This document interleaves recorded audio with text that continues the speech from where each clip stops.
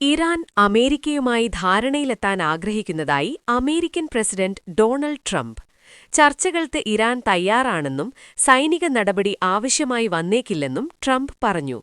ന്യായവും നീതിയുക്തവുമായ ചർച്ചകളിൽ പങ്കെടുക്കാൻ തയ്യാറാണെന്ന് ഇറാൻ വിദേശകാര്യമന്ത്രി അബ്ബാസ് അരഗ്ചിയും വ്യക്തമാക്കിയതോടെ ഇരു രാജ്യങ്ങളും തമ്മിൽ നിലനിന്നിരുന്ന സംഘർഷസാധ്യത പയ്യെ അയയുകയാണെന്നാണ് റിപ്പോർട്ടുകൾ.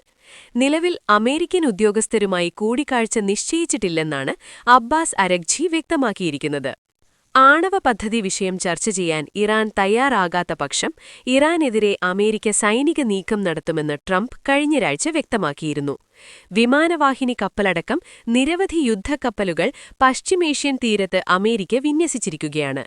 അമേരിക്ക ആക്രമിച്ചാൽ ഉടനടി അമേരിക്കൻ താവളങ്ങളിലേക്കും പടക്കപ്പലുകളിലേക്കും പ്രത്യാക്രമണമുണ്ടാകുമെന്ന് ഇറാനും കഴിഞ്ഞ ദിവസം അറിയിച്ചിരുന്നു.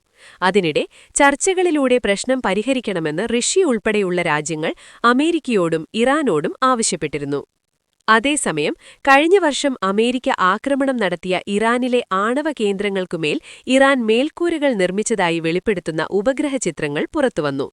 സെൻസിറ്റീവ് വസ്തുക്കൾ വീണ്ടെടുക്കുന്നതിനും പുതിയ നിർമ്മാണം ലക്ഷ്യമിട്ടുമാണ് ഇതെന്ന് വിദഗ്ധർ വ്യക്തമാക്കി.